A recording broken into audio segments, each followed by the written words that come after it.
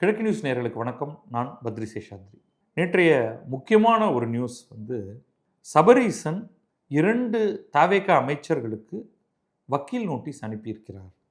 சபரீசன் திமுகவில் உறுப்பினர் கிடையாது எனக்கு தெரிந்து. அவர் சென்ற 5 ஆண்டுகளில் அமைச்சராக இருந்தது கிடையாது. ஆனால் அவருக்கு பல இடங்களில் அவர் யார் அப்படின்னா அவரே சொல்லிடுறாரு, அவருடைய வக்கீல் நோட்டீஸ்லேயே சொல்லிடுறாரு.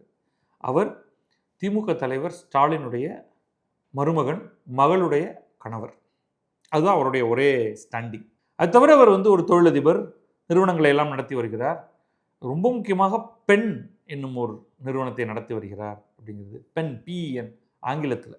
அந்த பிஎன் அப்படிங்கிறது திமுக கட்சிக்கு பொலிட்டிக்கல் ஸ்ட்ராட்டஜி, சமூக வலைத்தளங்களில் அதை பரப்புதல் போன்ற சில விஷயங்களை அது செய்து வருகிறது. கடந்த 5 ஆண்டுகளில் நடந்த ஊழலில் இவருக்கு பங்கு இருப்பதாக நேரடியாக அமைச்சர் ஆதவ் அர்ஜுனாவும், மறைமுகமாக இவருடைய பெயரை குறிப்பிடாமல் அமைச்சர் நிர்மல்குமாரும் பேசினர். இந்த தகவல்கள்லாம் பார்த்துருவோம். ஸோ தினமணியில் ஒரு செய்தி வந்திருக்கு. முதல்ல அதை சுருக்கமாக சொல்லிடுறேன், அது உங்களுக்கு கான்டெக்ஸ்ட்டை கொடுத்துரும். அதுக்கப்புறம் இந்த வக்கீல் நோட்டீஸ் உள்ளே போயிடுவோம். நம்மகிட்ட காப்பி ஆஃப் வக்கீல் நோட்டீஸ் இருக்குது. தன்னை பற்றி அமைச்சர்கள் ஆதவ் அர்ஜுனாவும் நிர்மல்குமாரும் அவதூறு பரப்பியதாக முன்னாள் முதல்வர் மு க ஸ்டாலினின் மருமகன் சபரீசன் வக்கீல் நோட்டீஸ் அனுப்பியுள்ளார். முன்னாள் முதல்வர் மு க ஸ்டாலினின் மருமகன் சபரீசன் குறித்து ஆதாரமற்ற உண்மைக்கு புறம்பான கருத்துக்களை அமைச்சர்கள் ஆதவ் அர்ஜுனாவும் நிர்மல்குமாரும் பேசி வருவதாகவும், அவர்கள் இருவரும் உடனடியாக மன்னிப்பு கோர வேண்டும் என்றும் இந்த வக்கீல் நோட்டீஸ் கூறுகிறது. அதில் அவங்க ஸ்பெசிஃபிக்காக என்ன அந்த வக்கீல் நோட்டீஸ் சொல்லுறதுங்கிறத எக்ஸாக்டாக படிச்சிருவோம். சபரீசன் குறித்து உள்நோக்கத்துடன் ஆதாரமற்ற உண்மைக்கு புறம்பான கருத்துக்களை இவர்கள் இருவரும் பேசி வருகிறார்கள். தன்னை குறித்து ஊடகங்களில் தெரிவித்த அவதூறு கருத்துக்களை திரும்ப பெற வேண்டும். அதே ஊடகங்கள் முன்பாக இருவரும் மன்னிப்பு கோர வேண்டும். எதிர்காலத்தில் அவதூறு கருத்துக்களை வெளியிட மாட்டோம் என உறுதிமொழி அளிக்க வேண்டும். 15 நாட்களுக்குள் செய்ய தவறினால் சட்ட ரீதியான நடவடிக்கை எடுக்க நேரிடும். அந்த நோட்டீஸ் சொல்லுது. அதில் ஸ்பெசிஃபிக்காக இந்த செய்திப்படி பார்த்தீங்கன்னா, திமுக ஆட்சியில் மொத்தம் 32 துறை. இது ஆதவ் அர்ஜுனா சொன்னது. மொத்தம் 32 துறை. அதை ஆளுக்கு பாதியாக பிரிச்சுக்கிட்டாங்க. 16 சபரீசனுக்கு, 16 உதயநிதிக்கு, தலா ஆளுக்கு 16ன்னு பிரித்து கொண்டு வசூல் வேட்டை நடத்தினார்கள் அப்படின்னு அவர் சொன்னதாக வக்கீல் நோட்டீஸ் சொல்கிறது. அந்த வக்கீல் நோட்டீஸை என்ன சொல்லியிருக்கு அப்படின்னு பார்த்துருவோம். இது இந்த 2 வக்கீல் நோட்டீஸும் ஐடென்டிக்கல்ங்க. அதோடைய ஆரம்பம், முடிவு எல்லாம் அப்படியே ஐடென்டிக்கல். ஒரே வழக்கறிஞர் தான் அனுப்பிச்சிருக்காரு. இவரை ரெப்ரசன்ட் பண்ணி சபரீசன் சன் ஆஃப் வேதமூர்த்தி அப்படின்னு அவருடைய அட்ரஸ் எல்லாம் போட்டு, அது அஸ்வின் பிரசன்னான்னு அவருடைய வழக்கறிஞர் இந்த நோட்டீஸ் அனுப்பிச்சிருக்காரு. இதில் அவர் முதல்ல தன்னை பற்றி என்ன சொல்கிறாருன்னு பார்ப்போம். இதில் ரொம்ப இன்ட்ரெஸ்டிங்கான விஷயம். அவர் client enjoys a good reputation in society and is known for his integrity and public service. He has an unblemished reputation in his personal, social and professional life built over several years through sincere, honest and dedicated conduct. அமைதியாக விட்டுறேன். அப்புறம் அவர் client further states that he is the founder and the chairman of PEN, a political strategy unit, and son-in-law of Thiru M.K. Stalin, the former chief minister of Tamil Nadu and president of Dravida Munnetra Kazhagam, which is the principal opposition party in the state legislative assembly. So அவர் என்ன சொல்கிறாருன்னா, எனக்கு இந்த சமூகத்தில் மிக உயர்ந்த ஒரு மதிப்பு மரியாதையும் இருக்குங்க. எனக்கு நான் ஒரு பப்ளிக் சர்வீஸில் பொது தொண்டு அதெல்லாம் எனக்கு ரொம்ப பயங்கரமான இன்டெகிரிட்டி, அதாவது நேர்மை. இன்டெகிரிட்டினா நேர்மை. நேர்மை அப்படிங்கிறது என்னுடைய பேரும் நேர்மையும் ஒன்று அப்படிங்கிற மாதிரி சொல்கிறாரு. எனக்கு என்னுடைய தனி வாழ்க்கையிலும் பொது வாழ்க்கையிலும் என்னுடைய தொழில் வாழ்க்கையிலும் எனக்கு மாசுபடாத ஒரு பெயர் இருக்கிறது, ரெப்புடேஷன். இதை நான் பல ஆண்டுகளாக அவ்வளவு சின்சியரிட்டி, டெடிகேஷன், ஹானஸ்டி, அவ்வளவு நேர்மையாக நான் நடந்து நான் உழைச்சி இந்த பேரை சம்பாதிச்சிருக்கேன். அப்புறம் நான் பென் அப்படின்னு ஒரு பொலிட்டிக்கல் ஸ்ட்ராட்டஜி யூனிட் நடத்துகிறேன். மற்றபடி சீஃப் மினிஸ்டர் ஆஃப் தமிழ்நாடுவாக இருந்த எம்கே ஸ்டாலினுடைய மருமகன், சன்-இன்-லா, அவர் இப்போ திமுகவுடைய தலைவராக இருக்கார் அப்படின்னு சொல்கிறார். அப்படின்னு சொல்லிட்டு அவர் ஆதவ் அர்ஜுனாவை பற்றி வரார். ஆதவ் அர்ஜுனா பல்வேறு செய்தி சேனல்களுக்கு ஒரு ப்ரெஸ் மீட் நடத்துகிறாரு. இன்னைக்கு 25/6/2026. அது வந்து தந்தி டிவி லைவ்ல போச்சு, நியூஸ் தமிழ் 24/7ல போச்சு, அதில் வந்து யூடியூப் ஷார்ட்ஸாகவும் போயிருக்கு, அது 4 லட்சத்துக்கும் மேலே வியூஸ் போயிருக்கு, யூடியூப் வழியா, ஃபேஸ்புக் வழியா, ட்விட்டர் வழியா, இன்ஸ்டாகிராம் வழியாலாம் போயிருக்கு. அதில் பல உண்மைக்கு புறம்பான தகவல்கள், ஹோல்லி பேஸ்லெஸ் அண்ட் அன்ட்ரூ, அன்சப்ஸ்டான்ஷியேட்டட், ப்ரூஃபே இல்லாமல், deliberate intention to tarnish the image, என்னுடைய பெயரை, மாண்பை வேண்டுமென்றே குலைக்கும் வகையில், பொதுமக்கள் கண்ணுக்கு முன்னால் என்னை மோசமாக காண்பிக்கும் வகையில் நீங்கள் பலவற்றை சொன்னீர்கள், அதிலும் முக்கியமாக அப்படின்னு அவரே கொட்டேஷன் போட்டு கொடுக்குறாரு. தன்னுடைய மனசாட்சிக்கு தெரியும், யாரு இந்த சம்பந்தப்பட்ட நபர்களுடைய மனசாட்சிக்கு தெரியும்.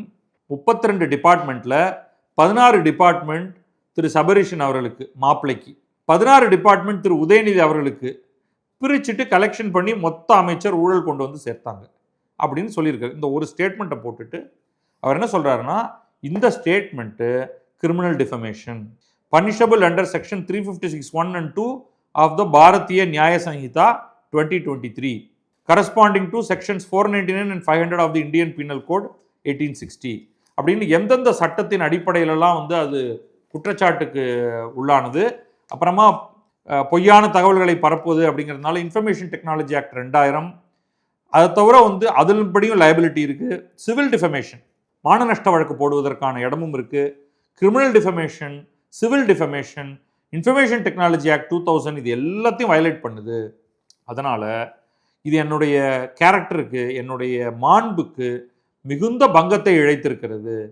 இது வந்து வேண்டுமென்றே தீய நோக்கத்துடன் நீங்கள் நடந்து கொண்டிருக்கிறீர்கள். எனக்கு வந்து உங்களிடமிருந்து மானிட்டரி காம்பன்சேஷன், மான நஷ்டம், டேமேஜ் கேட்டு உங்கள் மீது நான் வழக்கு தொடுப்பதை இன்னும் நான் ரிசர்வில் வச்சுருக்கேன், நான் எப்பொழுது வேண்டுமானாலும் செய்யலாம். இதற்குள்ளாக 15 நாள் உங்களுக்கு டைம் தரேன். முதல்ல வந்து இம்மீடியட்லி அண்ட் அன்கண்டிஷனலி, எந்த நிபந்தனையும் இல்லாமல் உடனடியாக நீங்கள் மேலே சொன்ன அந்த தவறான டிஃபமேட்டரி, மானத்துக்கு ஊறு விளைவிக்கக்கூடியதான அந்த ஸ்டேட்மெண்ட்டை உடனடியாக ரிட்ராக்ட் பண்ணுங்க, பின்வாங்குங்க, உடனடியாக ஒரு பொது மன்னிப்பு கேளுங்க. எல்லோருக்கும் முன்னால் எந்தெந்த சேனலெல்லாம் கூட்டு வச்சு இந்த கெட்ட வார்த்தையை சொன்னீங்களோ அவங்க எல்லாரையும் கூட்டு வச்சு சபரீசன் மீது எந்த தவறும் இல்லை என்று சொல்லுங்கள், அதை சர்க்குலேட் பண்ணுங்க. ஏற்கனவே வெளியில் வந்த வீடியோ கிளிப்பு, ரெக்கார்டிங் எல்லாத்தையும் ரிமூவ் பண்ணுங்க. அதை யாரோ எடுத்தவங்கெல்லாம் பரப்பியாச்சு. இப்போ போய் இவர்கிட்ட போய் நீ ரிமூவ் பண்ணுன்னு கேட்டால் என்ன அர்த்தம்? கடைசியாக எழுத்துப்பூர்வமாக இனி இம்மாதிரியான ஸ்டேட்மெண்ட்ஸை கொடுக்க மாட்டேன் என்று எழுதி மன்னிப்பு கடிதம் எனக்கு கொடுங்கள். அப்படி கொடுக்கவில்லை என்றால் பாரதிய நியாய சம்ஹிதா 2023 BNS படி உங்கள் மீது நான் recovery of damages and injunction, இன்ஜங்ஷன்னா தடை கோரியும் உங்களிடமிருந்து மான நஷ்ட ஈடு கோரியும் நான் வழக்கு தொடுக்க சம்பந்தப்பட்ட நீதிமன்றத்துக்கு செல்ல தயாராக இருக்கிறேன். இதை தவிரவும் இன்னும் பல ரைட்ஸ் எனக்கு இருக்குது, ரிமெடிஸ் இருக்குது, அதையும் நான் எடுப்பேன். இந்த நோட்டீஸ் அனுப்பிச்சதுனால இது மட்டும்தான் நினச்சிக்காதீங்க, உங்களை நோக்கி என்ன வேண்டுமானாலும் பாயும் அப்படிங்கிறது. இது ஆதவ் அர்ஜுனாக்கு. நிர்மல்குமாருக்கு வந்து ஒரு லீகல் நோட்டீஸ் அனுப்பிச்சிருக்காரு, அதே ஐடென்டிக்கல், ஒரே அதில் டைப் அடிச்சிருக்காங்க, ரொம்ப பெரிய வித்தியாசமே கிடையாது. பெண் அப்படிங்கிற அமைப்பை பற்றி வெறுமை பொலிட்டிக்கல் ஸ்ட்ராட்டஜி யூனிட்னு போட்டிருக்காரே தவிர நிர்மல்குமாருக்கு வரும்பொழுது அதை எக்ஸ்பேண்ட் பண்ணுறாரு. பெண்ணுனா என்னன்னு, பெண்ணுனா எனக்கு இப்போ தான் தெரியும், பாப்புலஸ் எம்பவர்மெண்ட் நெட்வொர்க் அதுக்கு பேர். அது வந்து ஒரு சோஷியோ பொலிட்டிக்கல் ரிசர்ச் ஆர்கனைசேஷன். ரெண்டுக்கும் என்ன வித்தியாசம்னா தன்னுடைய நிறுவனத்தோடைய பேரை வந்து விளக்கி சொல்கிறாரு, அவ்வளோதான். நேராக ஆப்ரேட்டிங் போர்ஷனுக்கு வந்துடுவோம். ஏன்னா அந்த மிரட்டல் பார்ட் வந்து 2 பேருக்கும் ஒன்று தான். நீங்கள் உடனடியாக இன்னென்னவெல்லாம் செய்ய வேண்டும்ங்கிறது 2லையும் ஒன்று தான். இதில் வந்து இதில் என்ன சொன்னார்னா, நீங்கள் அதே மாதிரி ஆதவ் அர்ஜுனாவுக்கு சொன்ன மாதிரியே நீங்கள் வந்து நியூஸ் 18 தமிழ்நாடு, புதிய தலைமுறை, பாலிமர் நியூஸ் சேனல், இது எல்லாத்துலேயும் அவங்களுடைய யூடியூப் சேனல்லையும், ஃபேஸ்புக்லேயும், ட்விட்டர்லேயும், இன்ஸ்டாகிராம்லேயும், இது குமுலேட்டிவ்லி யூடியூப்பில் 15,000 வியூ அவங்க போட்ட சமயத்தில் இதெல்லாம் நடந்திருக்கு. நீங்கள் அதே இவரும் இதே 25ஆம் தேதி தான் இவரும் போட்டிருக்காரு இந்த விஷயத்தை. இதே தான், மற்ற ஒரு வித்தியாசமும் இல்லை. என்னன்னா இவங்க 2 பேரும் சொன்னது வேற, அதில் அவர் கோட் பண்ணி சொல்கிறாரு. ஸோ அதில் பார்த்தீங்கன்னா 2025 2026 வரைக்கும் நமக்கான டோட்டல் ரெவென்யூ வந்து 1,23,000 கோடியாக உயர்ந்திருக்கு. இவர் மின்சாரத்துறை அமைச்சர் இல்லையா, அவர் சொல்றாரு மின்துறையில், இது நிர்மல்குமார், அதே மாதிரி எக்ஸ்பெண்டிச்சரும் உயர்ந்திருக்கு. அப்போ என்ன அர்த்தம்? நாம் வந்து டாரிஃபை இன்க்ரீஸ் பண்ணுறோம், விலையை ஏற்றுறோம், மின்சாரத்துக்கான யூனிட் விலையை ஏற்றுறோம். ஆனால் அதனால பலனே இல்லாமல் போயிடுது. ஏன்னா எவ்வளவு தூரம் வருமானம் உயருதோ அதே அளவுக்கு எக்ஸ்பென்ஸ் உயருது. ஏன் எக்ஸ்பென்ஸ் அவ்வளோ உயரணும்? அதான் அவர் கேட்குறாரு. இதோடைய பலன் வந்து மக்களுக்கும் போல, டிஎன்இபிக்கும் போல. அவர் சொல்கிறாரு, இந்த டாரிஃப் இன்க்ரீஸ் பெனிஃபிட்டை மக்களும் அனுபவிக்கலை, டிஎன்இபியும் அனுபவிக்கலை. அதுக்கப்புறமா தான் போல்டில் இவரே அந்த லெட்டரில் கொடுக்குறாரு, யார் அனுபவிச்சாங்கன்னு அந்த 3 அமைச்சரை தான் கேட்கணும். இந்த கடந்த 5 ஆண்டுகளில் 3 பேர் வந்து இந்த துறையோட அமைச்சர்களாக இருந்திருக்காங்க போல இருக்கு. போன ஆட்சி காலத்தில் அந்த 3 அமைச்சரை கேட்கணும் அப்படின்னு சொல்லிட்டு, அப்போ அந்த 3 அமைச்சரும் ஒன்றுமே சொல்லலை, அந்த அமைச்சரோட பேரும் இல்லை, ஆனால் அந்த அமைச்சர் யாருன்னு சொல்லிடலாம். அதுக்கப்புறம் அவர் என்ன சொல்கிறாருன்னா, அந்த 3 அமைச்சருக்கும் சேர்த்து நிழலாக இருந்த யாரோ, அல்லது அந்த குடும்பமா, இல்லை அந்த மாப்பிள்ளையா, இல்லை அந்த பையனா, யாருன்னு நம்ம தான் பார்க்கணும். ஸோ இங்கேயும் குடும்பம், மாப்பிள்ளை, பையன்னு வரதே தவிர யாருன்னு சொல்லலை. அட்லீஸ்ட் ஆதவர்ஜனாவது சபரீசன் மாப்பிள்ளை அப்படின்லாம் சொன்னார். இவர் வந்து வெறும மாப்பிள்ளை அப்படின்னு சொல்லிட்டு விட்டுட்டுறாரு. செலவினங்களும் கூடியிருக்கு, ரெவென்யூவும் கூடியிருக்கு, கார்டனும் கூடியிருக்கு அப்படின்னு அவர் வந்து தன்னுடைய துறையை பற்றி புலம்பியிருக்கார். ஸோ அதுக்கு இந்த லெட்டர் போட்டார். அதே தான் information technology act, not limited to section 66A, civil defamation, Bharatiya Nyaya Sanhita, section 356(1 and 2) of Bharatiya Nyaya Sanhita 2023 எல்லாத்தையும் போட்டுட்டு உடனே ரிட்ராக்ட் பண்ணு, உடனே அப்பாலஜி கொடு, எல்லா கிளிப்பையும் ரிமூவ் பண்ணு, எழுத்து மூலமாக அப்பாலஜி கொடு, 15 நாளைக்குள்ள கொடு. ரெண்டும் ஒரே இது ஸ்டாண்டர்டு இதுதான். அதாவது அவருடைய அடிப்படை பாயிண்ட் வந்து, என்னுடைய ரெப்புடேஷனுங்கிறது வந்து நான் கட்டி காத்து உருவாக்கி வந்த ரெப்புடேஷனுங்கிறது ரொம்ப உயரத்தில் இருக்குது. அதை இவங்க 2 பேரும் பேசி டோட்டலாக டேமேஜ் பண்ணிட்டாங்க, உண்மைக்கு புறம்பானது. அதனால் அவர்கள் அதை ரிட்ராக்ட் பண்ணலைன்னா நான் மேலே ஆக்ஷன் எடுப்பேன் அப்படின்ட்டு. எனக்கு என்னவோ இவங்க வந்து ரிட்ராக்ஷன்லாம் பண்ண மாட்டாங்க அப்படின்னு தான் தெரியுது. உண்மையிலே என்ன ஆகும் அப்படிங்கிறது மட்டும் 2 வார்த்தை பேசலாம். இது சும்மா லுல்லாய்க்கு வக்கீல் நோட்டீஸ் அனுப்பிச்சிட்டு அப்படி அதோட பம்மிடுறது ஒன்று. இந்த மாதிரி நிறையா பேர் பண்ணியிருக்காங்க. ஏதாவது பண்ணினா வக்கீல் நோட்டீஸ் அனுப்பிச்சிட்டு, இவங்களுக்கும் நோட்டீஸ் அனுப்பிச்சா அவங்க பதில் அனுப்புவாங்க. பதில் இவங்களும் வந்து ஒரு லாயர் வச்சு, இப்போ மினிஸ்டராக வேறு இருக்கிறதுனால அவர்களோட தனிப்பட்ட முறையில் இல்லை, அதனால வந்து அரசிலிருந்தே கூட அவங்களுக்கு அனுப்பலாம் கடிதம். நீங்கள் போய் செலவு பண்ணி பேக்கெட்லேருந்து சில ஆயிரங்களை செலவு பண்ணி ஒரு வழக்கறிஞர்கிட்ட போய் அனுப்பணுங்கிற அவசியம் இல்லை. அவர்கள் அமைச்சர்களாக இருக்கிறதுனால அரசே வந்து அரசாங்கத்தை நடத்தும் பொழுது எங்களுக்கு பல்வேறு தகவல்கள் கிடைத்திருக்கின்றன, அதன் அடிப்படையில் தான் அது சொல்லப்பட்டது அப்படின்னு அவங்க ஏதோ ஒரு பதில் ஒன்று கொடுப்பாங்கன்னு வச்சுப்போம். இவர் அந்த பதிலை வாங்கி வச்சுக்கிட்டு சும்மா விட்டுட்டு போயிடலாம், தன்னுடைய ஈகோவை சாட்டிஸ்ஃபை பண்ணுறதுக்கு. இல்லை, நான் வந்து கிரிமினல் டிஃபமேஷன் அப்படின்னா, கிரிமினல் டிஃபமேஷன் இஸ் அரஸ்டபிள் அஃபென்ஸ். இவங்க ஆட்சி காலத்தில் வந்து ஏதாவது ஒரு அமைச்சர் மீது கிரிமினல் டிஃபமேஷன் கொடுத்தா அதை போலீஸ்காரங்க வாங்குவாங்கன்னு நினைக்கிறீங்க? இங்கேயும் வாங்க மாட்டாங்க, வாங்கி வச்சுப்பாங்க, அரெஸ்ட்லாம் பண்ண மாட்டாங்க. ஒரு எஃப்ஐஆர் போட்டு அது கொடுத்தாலும் கொடுப்பாங்க. அதுக்கப்புறம் அவங்க வந்து விசாரணையே நடத்த மாட்டாங்க. ஒரே பாசிபிலிட்டி என்னென்னா சிவில் டிஃபமேஷன் தான் மீனிங்ஃபுல்லாக. ஏன்னா பவர் யாருக்கிட்ட இருக்குன்னா, அது நீங்கள் வேணால் இன்னொன்று வேணால் கோர்ட்டுக்கு போகலாம். என்ன அடுத்து என்னென்னா, நீங்கள் வந்து ஹைகோர்ட்டுக்கு போய் நான் போய் புகார் கொடுத்தேன், அதுக்கு எஃப்ஐஆர் போட சொன்னேன், அதுக்கே டிலே பண்ணாங்க, அந்த எஃப்ஐஆரை போட்டதுக்கப்புறமா விசாரணையே செய்யாமல் இருக்காங்க, உடனடியாக விசாரணை செய்து சம்மந்தப்பட்ட அமைச்சர்களை அரெஸ்ட் பண்ணி ரிமாண்ட் பண்ணி அவங்கள விசாரித்து அவங்க மேலே வழக்கு தொடுக்க அரசை நான் கேட்டுக்கொள்கிறேன். அப்போ நீங்கள் ஹைகோர்ட்டுக்கு போய் ஹைகோர்ட்டை வந்து நீ ஃபோர்ஸ் பண்ணு அப்படின்னா அது very rarely it works. Civil defamation is possible. அதுதான் இவர் சொல்கிறார். இன்ஃபர்மேஷன் டெக்னாலஜி ஆக்ட் எல்லாம் வந்து அதுவும் ஒன்றும் கிடையாது. Civil defamation is possible. நான் எப்போவும் இதைத்தான் நான் வந்து ப்ரிஃபர் பண்ணுவேன். நீங்கள் வந்து உங்கள் கையில் இருக்கக்கூடிய அதிகாரத்தை வளைத்து பிறர் மீது கிரிமினல் டிஃபமேஷன் போடுறீங்க. அதில் வந்து தாவேக்காவும் உடந்தை தான். இப்போ இன்றைக்கி வந்து டிஎம்கேவுடைய யூத் விங்கில் இருந்து யாரோ ஒருத்தர், பேர் மறந்து போயிடுச்சு, ஒரு இளைஞர் தான், முதலமைச்சரை பற்றியும் அவருடைய மகனை பற்றியும் ரொம்ப மோசமாக ஒரு காணொலி வெளியிட்டார் அப்படின்னு அவரை கைது பண்ணியிருக்காங்க. அந்த இது வந்து இந்த கிரிமினல் டிஃபமேஷன் அப்படிங்கிற மாதிரியில் வந்திருப்பாங்க. அதுவே தவறு என்ன கேட்டால். அப்போ யார் வேண்டுமானாலும் என்ன வேண்டுமானாலும் சொல்லலாமா? அதே மாதிரி தான் நீங்கள் பார்த்தீங்கன்னா இந்த 2 ஊடகத்தை சேர்ந்த அல்லது ஊடகம் என்ற பெயரில் அந்த திருச்சி சூர்யாவும் முக்தாரும் மோசமாக ஒரு பெண்ணை பற்றி பேசி இப்போ கைது பண்ணப்பட்டிருக்காங்க. அவங்களுக்கு மேலே குண்டாஸ் வேற போடப்பட்டிருக்கு. அங்கேயும் கிரிமினல் டிஃபமேஷன் அப்படிங்கிறது வந்து சரியானதாக நான் பார்க்கல. Civil defamation is always available.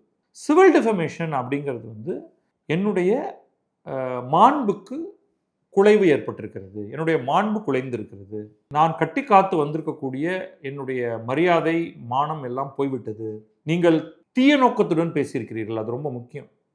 அது தீய நோக்கம் இருக்கிறதுங்கிறத ப்ரூவ் பண்ணணும். மெலிஷியஸ் இன்டென்ட் அப்படின்னு சொல்லுவோம். அந்த தீய நோக்கு இருக்கு அப்படிங்கிறத கோர்ட்டில், கீழமை கோர்ட்டில், விசாரணை நீதிமன்றத்தில் போய் ஒரு வழக்கு தொடுத்து சிவில் டிஃபமேஷன் நீங்கள் ப்ரூவ் பண்ணி எனக்கு இதன் காரணமாக 100 கோடி ரூபாய், 500 கோடி ரூபாய், 1,15,000 கோடி ரூபாய், ஏதோ ஒரு நம்பர் சொல்லுங்கள், அந்த அளவுக்கு எனக்கு பிஸ்னஸில் லாஸ் வந்திருக்கு, என்னுடைய பெயர் கெட்டு போனதுனால அதனை நிர்மல்குமாரோ ஆதவர்ஜுனாவோ எனக்கு அதை கொடுக்க வேண்டும் அப்படின்னு நீங்கள் ஒரு வழக்கு போடுங்க. That is fair.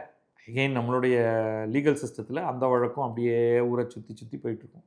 இப்போ ஒரு வழக்கு ஒன்று நடந்துகிட்டு இருக்கு, அது கிரிமினல் டிஃபமேஷன் வழக்கே கூட நினைக்கிறேன், if I'm not mistaken. Annamalai, TR Baalu, அதில் ஏற்கனவே வந்து டிஆர் பாலுவை குற்றவாளி கூண்டில் நிறுத்தி அண்ணாமலை கிராஸ் கொஸ்டின் பண்ணார். அதில் வந்து நீ இது செய்தியா, நீ அது செய்தியா, பல பக்கங்கள் அடங்கிய டாக்குமெண்ட் அது. அந்த வழக்கே அடுத்து எப்போ திரும்பி வரப்போகுது, அதில் எப்போ முடிவு வரப்போகுது, யார் யாரை அவதூறு செய்தார்கள், டிஆர் பாலு வந்து அண்ணாமலை அவதூறு செய்துட்டாரா, அதை ப்ரூவ் பண்ண முடியுமா, இல்லை டிஆர் பாலு தான் வந்து அண்ணாமலை சொன்னது போல ஏகப்பட்ட திருட்டுத்தனங்களை செய்திருக்கிறாரா, இதெல்லாம் நமக்கு தெரியல. அந்த வழக்கு முடிஞ்சாதான் தெரியும். அது எப்போ முடியும்? அதே மாதிரி ஆதவர்ஜுனா, நிர்மல்குமார், சபரீசன் வழக்கு எங்கே போய் நிற்கும்? இங்கெல்லாம் ரிஃபார்ம் தேவை. ஆனால் இந்த மாதிரி பெரிய ஆட்கள் வரும்பொழுது தான் அது வந்து சுவாரஸ்யமாக மாறுது. இதெல்லாம் பாசிபிள். ரியாலிட்டியில் என்ன நடக்க போகிறது அப்படிங்கிறத நம்ம அடுத்த 15 நாட்கள் கழித்து பார்ப்போம். ஏன்னா 15 நாள் கெடு விதிச்சிருக்காரு. இன்னைக்கு போயிருச்சு டாக்குமெண்ட். பார்க்கலாம் என்ன நடக்கிறது என்று. வணக்கம், நன்றி. நான் பத்ரி சேஷாத்ரி. இது கிழக்கு நியூஸ்.